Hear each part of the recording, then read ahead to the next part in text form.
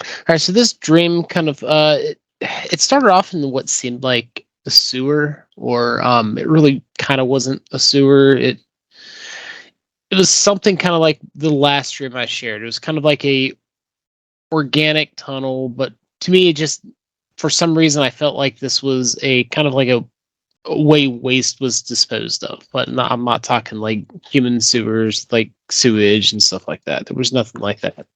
But just kind of like a meat tunnel, I guess, or an afterlife. Um, anyways, I digress. So it was another situation where it was a dark environment, couldn't really see anything. But I could see something. I shouldn't be able to see, but I could. Um,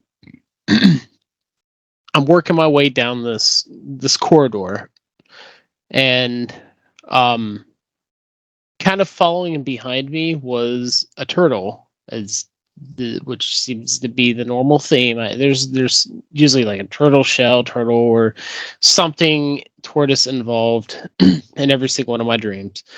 But instead of like it in front of me guiding or in my palm, it was just kind of following in behind, not too close, probably like 20 feet behind. Didn't feel scared or anything. It was just following. But as I'm going down this tunnel, my footsteps just keep feeling heavier and heavier as I go. Almost as if my feet are sticking. I guess maybe it's worth noting that I didn't have any shoes on. I was just barefoot. So the floor is kind of like sticky and kind of like mushy. Like I was kind of walking on old raw meat.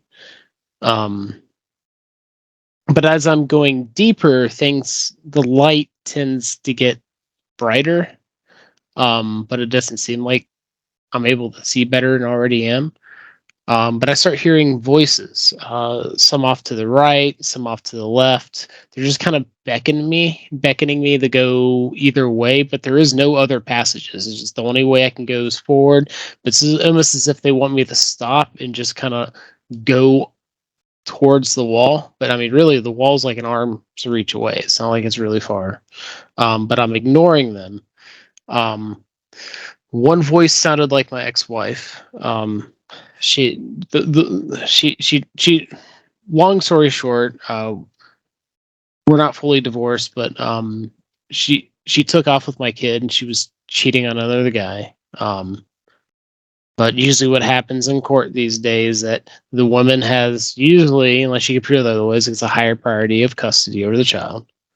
But I start hearing her voice, and well, I can't ignore that because there's bad blood. I mean, I don't wish anything bad upon her. Just want this whole thing to be over with. So I turned towards the wall. It was to my right, and I approached the wall. And as I'm approaching the wall, the turtle that was like 20 feet behind me is suddenly literally right next to me. And I don't know if you've ever seen a snapping turtle, like its head just kind of like shoots out of that sheathing real fast around its like neck and shell. Almost as if it was trying to bite my hand or to stop me from reaching forward. And I kind of jolt back. Just I kind of glanced at the turtle and then just started to continue walking down this hallway. The further I go, I keep hearing voices, just varying different family friends that I've had throughout the years. Some friends that I know, but I haven't talked to in like a decade. At least it seemed like it was those types of voices. And I come across a old wooden crate, just laying on the floor. It was in tatters, like an old crate you'd find in a mine or something like that. And in it was just bags upon bags, these like pink bags, with these little candies in them. They're these little Australian candies called musk sticks. They're literally it's literally what they are. There's these little candies that, to me, that I haven't had them in a while, but they kind of taste like rose. But if you eat a few of them, there's kind of like a musky kind of flavor to them. It's a weird Australian candy. You can Google it if you're curious. They're actually pretty good.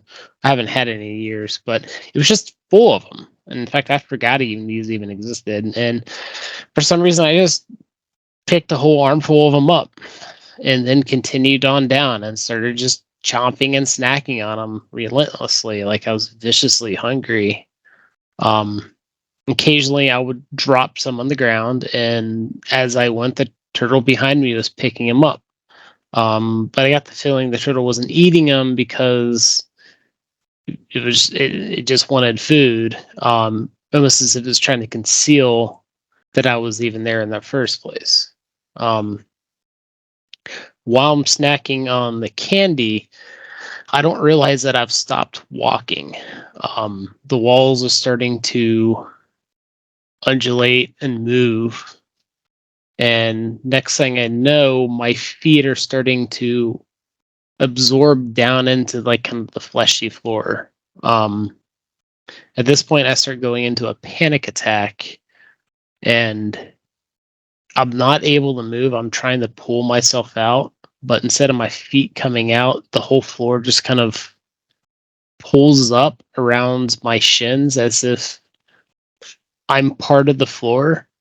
But what starts getting really weird is that I don't just feel my feet. I feel everything around me, as if this kind of meat tunnel I was walking down, I'm becoming part of. And this is if like it's integrating me or I'm integrating it into myself. Yeah, I don't know if that makes any sense. To me, it's weird. But the more I struggle, the more I sink in. But part of me is kind of glad it's happening. The deeper I'm falling into this mass of just meat and I guess like flesh or something, the less of my body I feel, and the more I feel of just whatever this is. Something greater than me, something larger, something bigger, as if I was becoming whatever this is, and what I'm in is just part of this creature that I'm walking through. Almost as if I'm walking through the inside of a giant creature, and I'm kind of being pulled in and absorbed and just integrated, I guess. Part of me is kind of getting excited over the prospect of what's going on, but still I'm scared at the same time. I'm not entirely sure what's going on. My senses are expanding beyond my normal human body. I really never got to the point where I understood what I was feeling, what I was becoming, but it was almost as if I was transforming or becoming whatever was absorbing me into it. From this point, it's unclear exactly what happened, but I had woke up, and that's pretty much it. No, that's okay. And so again, as you're describing this, yeah, just describe it just like that. That's the best way to do it. And you don't have to constantly use the words weird, strange, and whatever everybody does. They don't understand. But again, you're having the experience. Just like if you go on a roller coaster ride, you know, it's scary, it's all these things. You don't think of a roller coaster ride, even though it is friggin' weird, that, oh, this is weird, this is strange, why am I on this ride? Well, you decided to go on it. That's why you're on it.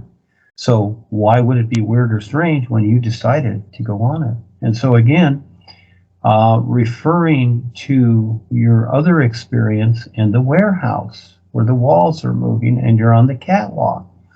This is the same kind of idea, young man, okay? And the turtle is your hint, all right? So we're going to see how you figure that out, because that is a hint there, the turtle.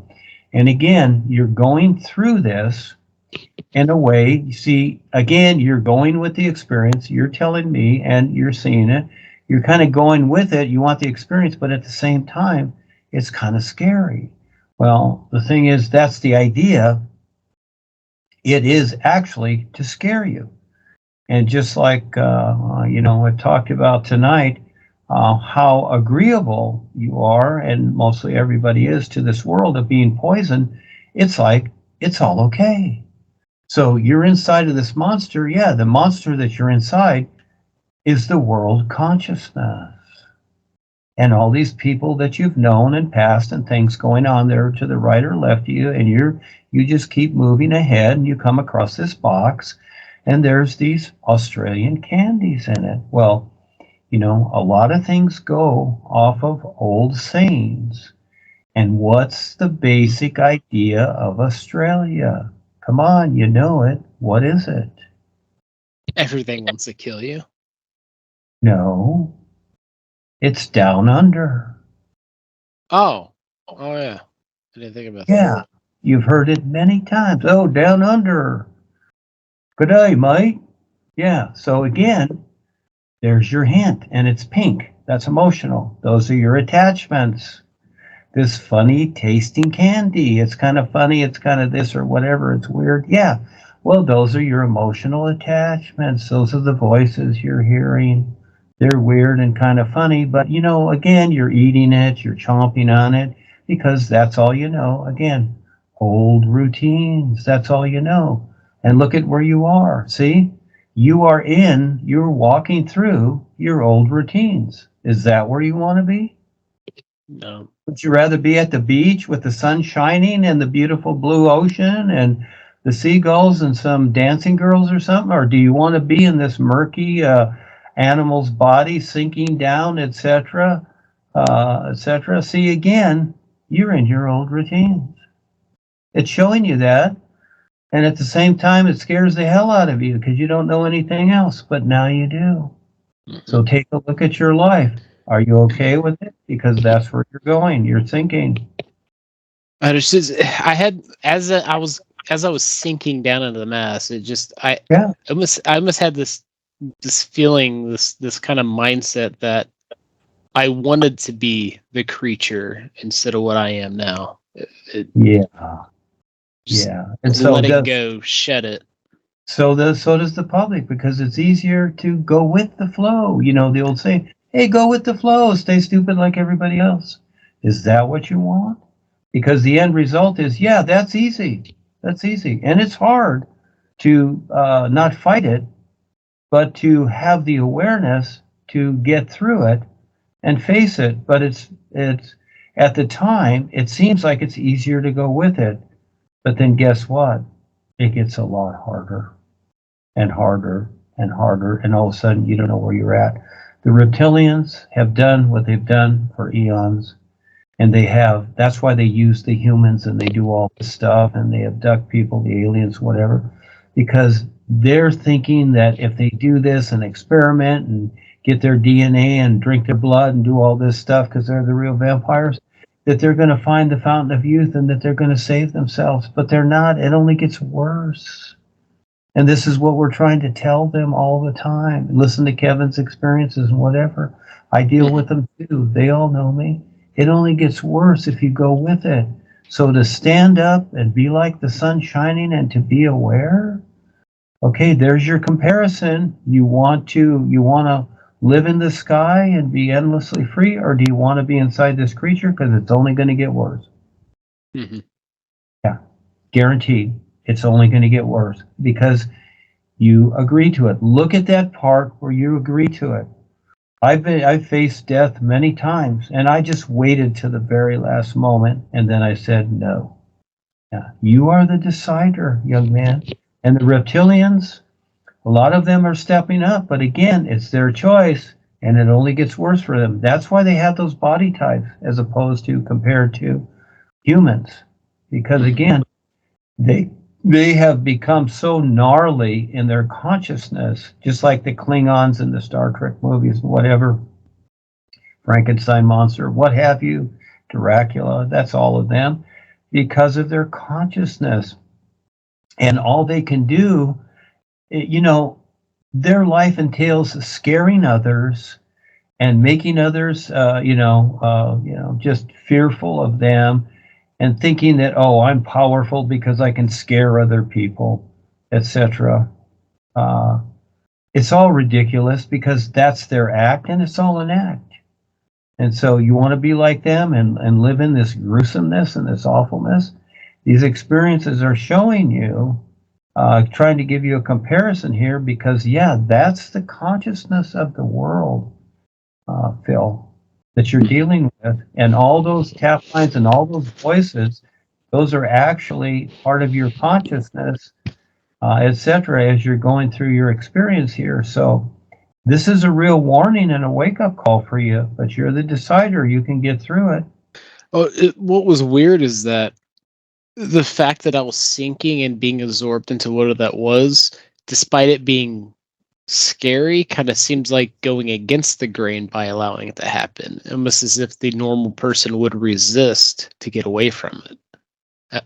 Well, again, here's the idea. Doesn't matter. Okay, you had the experience. That's it. Now, again, compare it to the sun shining. You decide. Okay, that makes sense. But whether you react or don't react or whatever, okay, fine. Yeah, but look at the sun shining. It's not concerned. You're the one that has the concern. So if you're fine with being concerned or being agreeable or any of those things, that's your choice, isn't it? Now look at the sun shining. It's not concerned. It's free of all concern. Now, how do you want to be? You want to keep being concerned about something? Agitated? This or that or whatever? Yeah. Well, that's what creation's like. Or do you want to be like the sun shining, unconcerned and wonderful? It's right there. You decide. Yeah. You can be whatever you want to be. You see? So you see how we take on all this nonsense? You see how we take on all this agreement? To what? But anyhow, yeah, it's very simple. But because, we each go through this and we take on a whole lot, but we don't realize that we don't have to. You see? We have situations. You've created situations, your marriage, things like that, your job, whatever. You always have the choice. But for the most part, we feel guilty, we feel weird, we feel strange. Just like Eric here with his experience. I understand it's embarrassing or whatever, but realistically, it's not, because we make that up. We make that embarrassment up, don't we? We make the guilt up. We make the pride, the arrogance, all that stuff, the anger. We make it all up. And look at the sun shining. It don't do any of that. It does none of it. And that takes a lot of practice to be like that. I practice myself too, because I have a physical vehicle and I react to things. But at the same time, I have my intent in the reality of what life is. And where there is no reaction, there's only awareness. So again, and I go through some of these things too, because I have to deal with creation and others. But what I'm telling you is that you are the decider. And it's showing you an exaggerated experience of what you're already agreeing to. But you don't recognize what you're agreeing to. So you're going through these strange experiences, trying to wake you up for you to see what you're agreeing to. But again, look at your personal self thinking that, oh, what is this? It's a weird experience. No, it's showing you what you're agreeing to. And it's not like what you think in your mind, you see?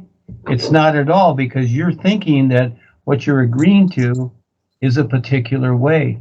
Yeah, so it's really more awful than you think, because you don't see it behind the scenes, like anything. You don't see it behind the scenes. Looking at the White House, when people, don't know what's going on, they think, oh, the White House, where the president lives. Oh, it must be wonderful. Are you kidding? These people are Nazis. They're the world destroyers.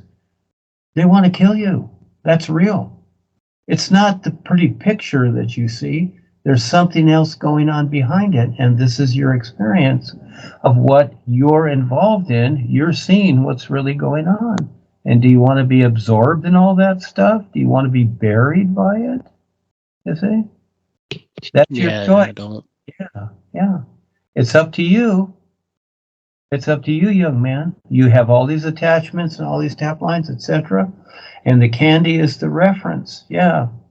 It's something like you'd find in the attic. It's like, oh, now I remember this. Oh, I'm going to start eating this again from down under. There's your reference. Yeah. And it's Okay, not bad. You're gotcha. not bad. It's experience.